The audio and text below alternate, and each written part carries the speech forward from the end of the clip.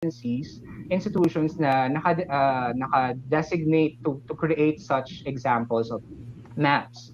So first, of course, narinig nyo palagi yan sa news, no? The PHIVOLCS, which stands for the Philippine Institute of Volcanology and Seismology.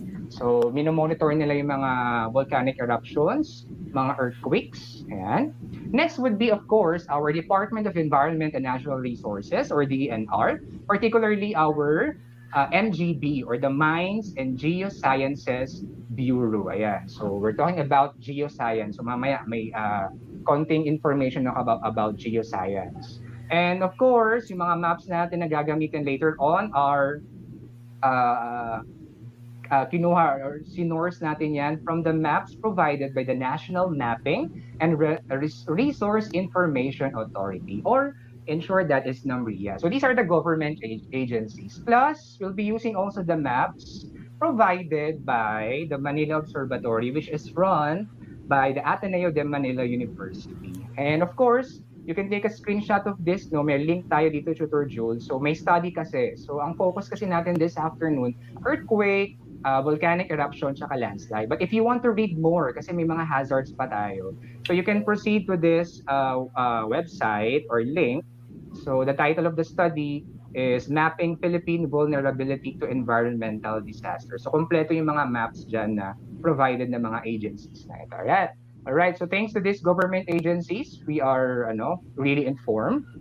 And speaking of maps, kailan ba ang huli ninyong paghawak ng map, ng physical na map? So pwede kasi yung yung papel na ginagamit or pinapadala ng mga teachers natin when we are still having the face-to-face classes, or pwede naman mas high-tech na tayo mga millennials, no? We also have copies or maps na available online, pwede yung mga PDF copies. And of course, ang mga mapa na yan should have different parts, like the following. Of course, we have the title of the map. So, example natin on the right side, ayan, earthquake-prone areas. It tells you, of course, what the map is about.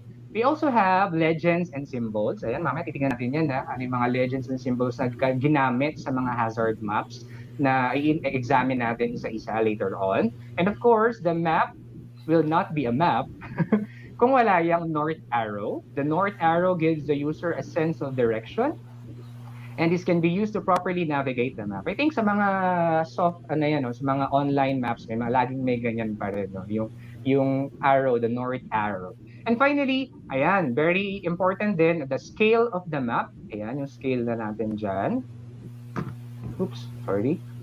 Ayan, sa right side, mamaya, zoom natin yung mga maps natin. So we can see that the scale of the map tells us the ratio between the distance on a map and on the ground. Yung sukat, kumaga yung mga distances natin. So I think we are now ready. So ang first na stop natin would be, ayan, the top 10 provinces. So mamaya, puro top 10 na. I-enumerate natin yung mga top 10 provinces that are at risk on a particular hazard. So ang first natin would be about earthquakes. Ayan, looking at our example, so ganito ginawa ni Sir Tony, no? Ginawa namin ni Tutor Jules. On the left, you can see the top 10 provinces.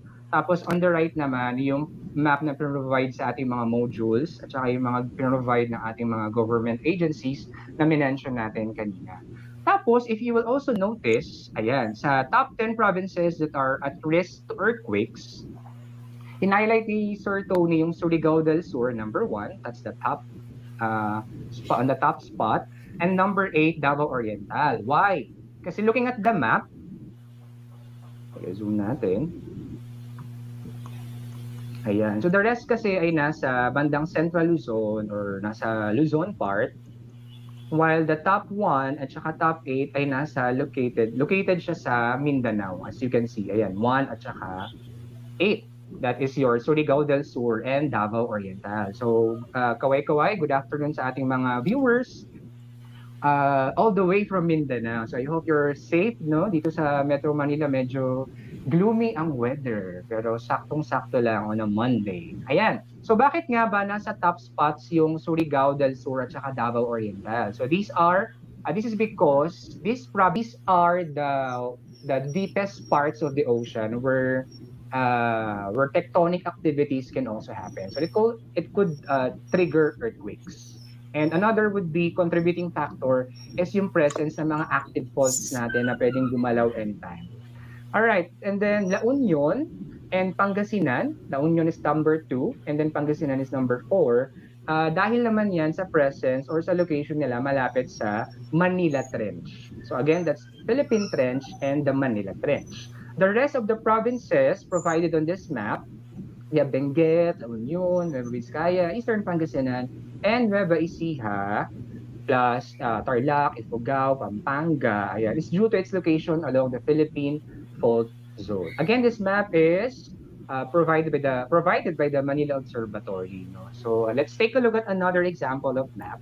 This one naman, or this time naman, ayan, as you can see, the title says or tells us that this is an earthquake-prone area map. Okay, so earthquake-prone areas, you have the north arrow right here, the scale, of course, the legend ay provincial boundary just like any other maps. May mga boundaries yan ng places. And we have magnitude here and earthquake hits. So if you would recall, science 10 ninyo, magnitude refers to the amount of energy released by an earthquake. Yung mga dots na nakikita ninyo, yan, tingnan lang natin, scan lang natin yung ating napakagandang bansa. Very unique, no? Geographically, napaka-unique ng pagkaka-landscape ni God sa ating planeta. Ay sa ating, of course, sa planeta, and of course, sa ating bansa, Pilipinas. So yung mga dots na yan, the smaller the dots, or palaki siya ng palaki, so pataas din ng pataas yung magnitude. Whereas, for earthquake hits, ang ginamit naman na legend or indicator naman natin would be, pag sinabi natin earthquake hits, by the way, the number of times no na in the past recorded history kung gaano kadalas hinihit or nagkakaroon ng mga earthquakes. So color-coded siya. The darker the color, mas mas marami siyang recorded na mas malalakas na earthquakes. And if you would notice, bumabangga siya or it agrees with our previous map kanina, di ba? Nandito yung mga earthquake-prone areas, our top 10, nandyan. Kaya napaka-dark ng color dyan. And of course, nasa side, ayan, kapitbahay nila ang Pacific Ocean. Kaya they are experiencing earthquakes, ayan. And nandito, of course, yung ating kaninang dalawang Mindanao provinces. Alright, so again, that's your earthquake-prone areas map. Ayan. So I hope, sige, balikan lang natin para at least ma-refresh kayo.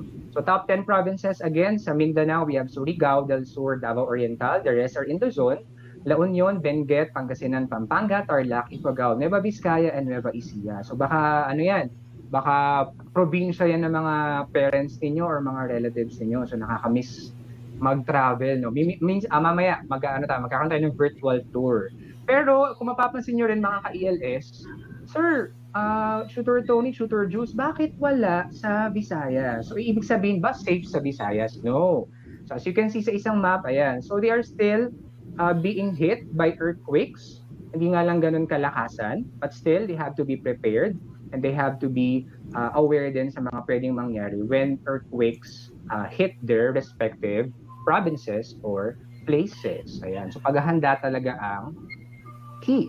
We also have the top 10 provinces that are at risk of volcanic eruptions. Ayan, yung mamaya, yung virtual tour natin. Number 1, Camiguin.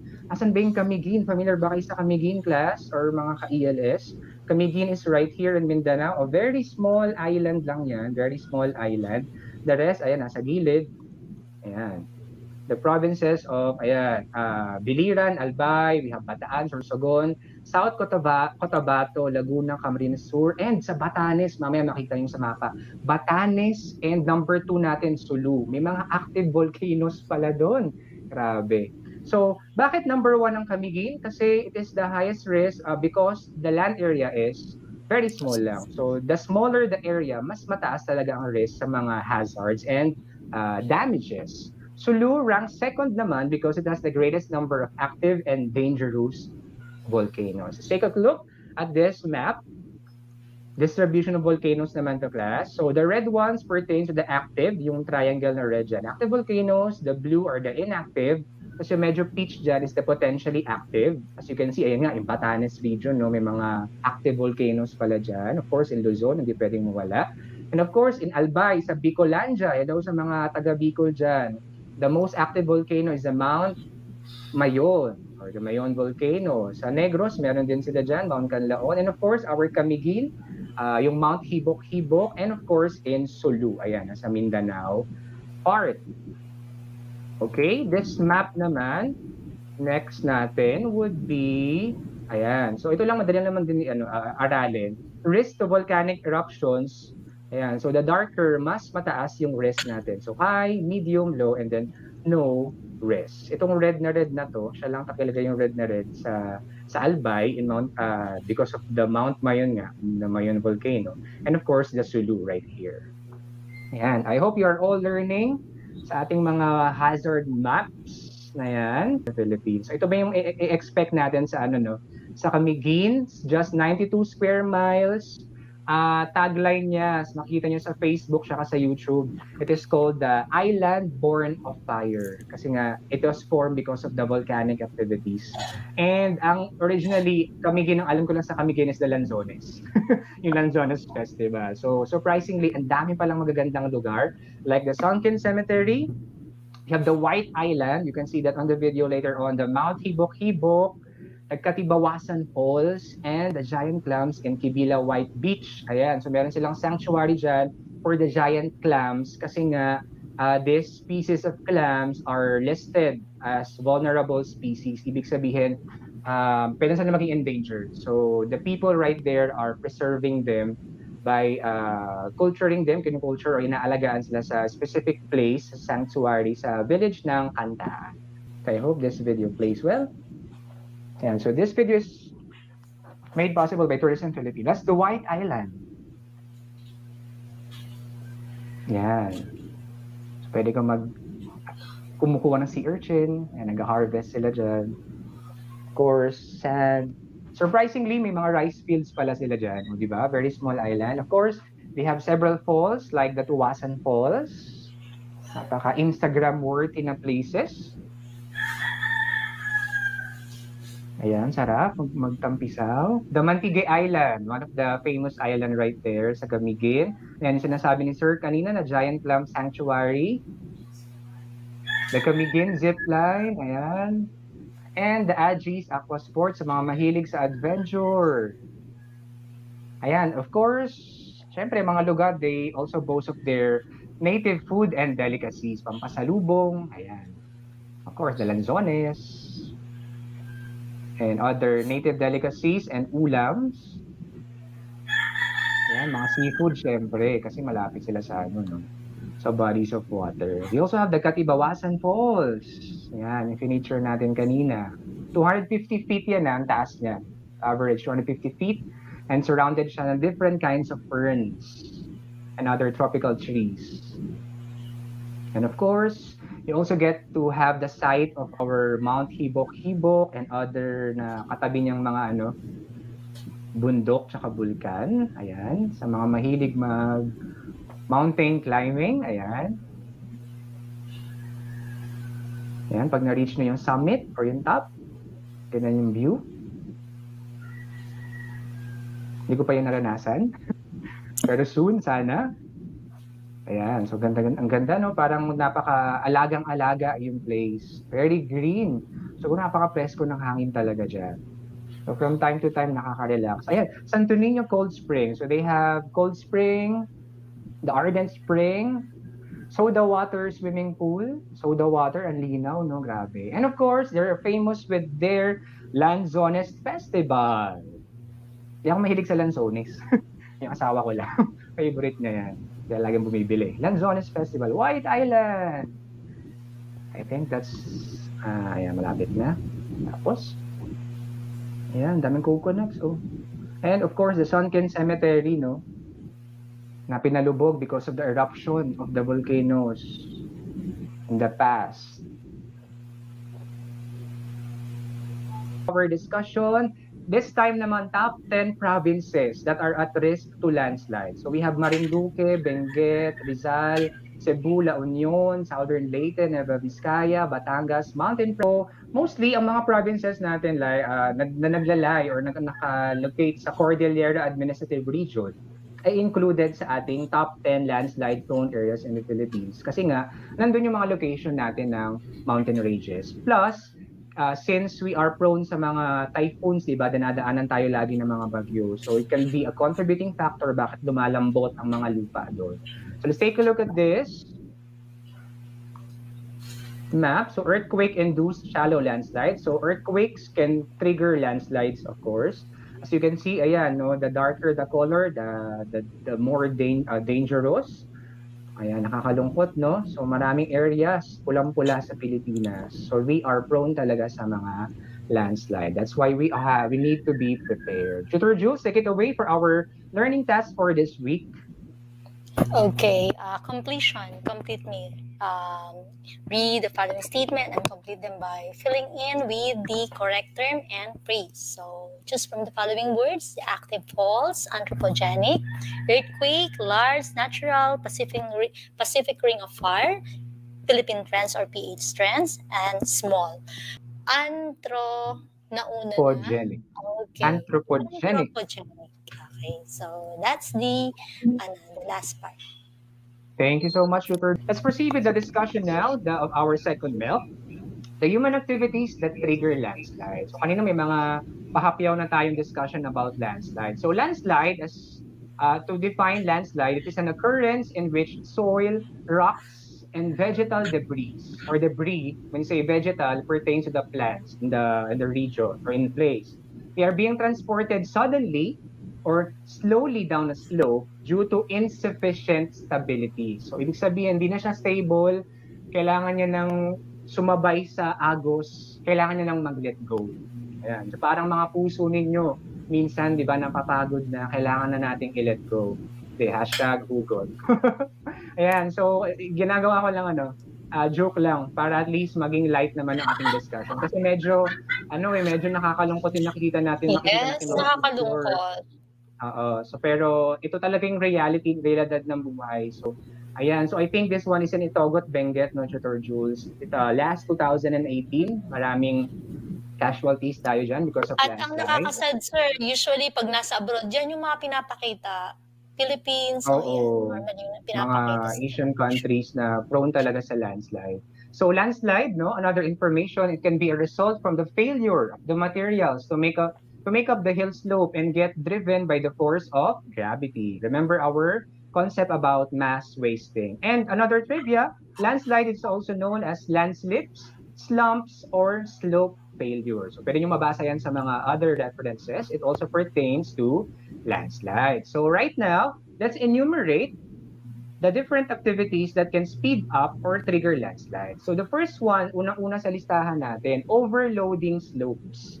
So pag sinabi nating slope, no, sa math, parang pag ganyan yan, mga slope, or yung mga, kung paano ba, gaano katarik yung isang place, usually yung mga mountainous areas natin yan. So kapag yan ay na-overload, ibig sabihin, yan, tulad na nakita nyo sa picture, hindi siya well-planned or well-designed, or baka talaga sobrang lumambot na yung foundation ng soil because of different factors, mag-trigger talaga yan or magkakos ng landslide. So, wag na magpatayo ng bahay dyan.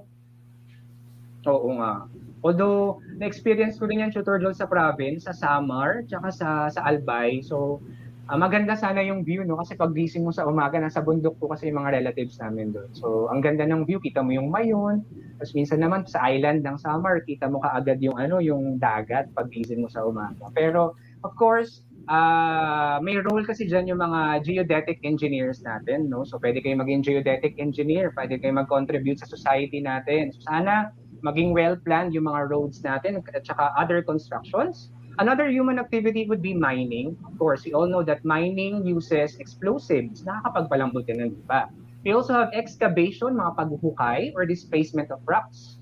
Siyempre, kapag dinisplace mo na yung mga stable na sila doon sa lugar na yun, kumbaga pinatibay na yun ng panahon, tapos ginalaw mo siya or ginalaw niya ng tao, it can trigger landslide as well. Next one would be the land use, such as modification of slopes by construction of roads, railways, buildings, ayan, mga houses, kino-convert mga areas natin, no, into subdivisions or minsan ginagawang taniman or other establishments. Ayan. Course, bago naman, by the way, bago makapagpatay ng building, may mga naman yan program. May mga permit, zoning, tapos permit. Pero bakit nakakapagpatayo pa rin na dangerous, yung area na yun ay napakadelikado? Siguro So, po hindi pa rin siguro informed din or hindi pa na-assess, kasi ina-assess po 'yan 'di ba, yung yes po, geodetics niya ng ng may building specific permit po state. yan. Oo, nakakalungkot minsan, kasi politics na po 'yun 'no, it's beyond our topic. Ang hirap magsabi. Nandyan yung law, pero the Oo, may implementation, mga okay, laws, medyo ano tayo, implementation. dito na tayo sa quarrying, sir. Quarrying na tayo sa Implementation of Rizal, the ayan.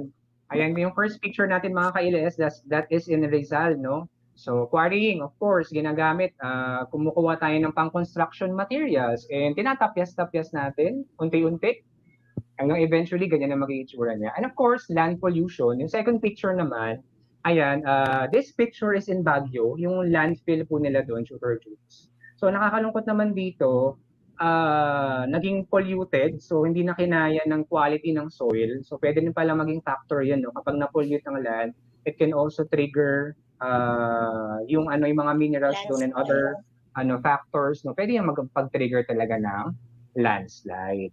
Ayan. And of course, we also have excavation dito sa Metro Manila, no? Maayos naman ang roads, minsan sinisira. Hindi natin alam, pero ni-research ko talaga yan, Tutor Jules. Ang sabi nila, in-interview ko yung mga from may specific year pala talaga din. Parang after 5 years or 10 years, kailangan pala talagang i-define siya para palitan ng bago. So parang, well, the main objective is to strengthen the road or to widen the road. Ayan. So that's excavation. And finally, cutting of trees. Ayan, very important.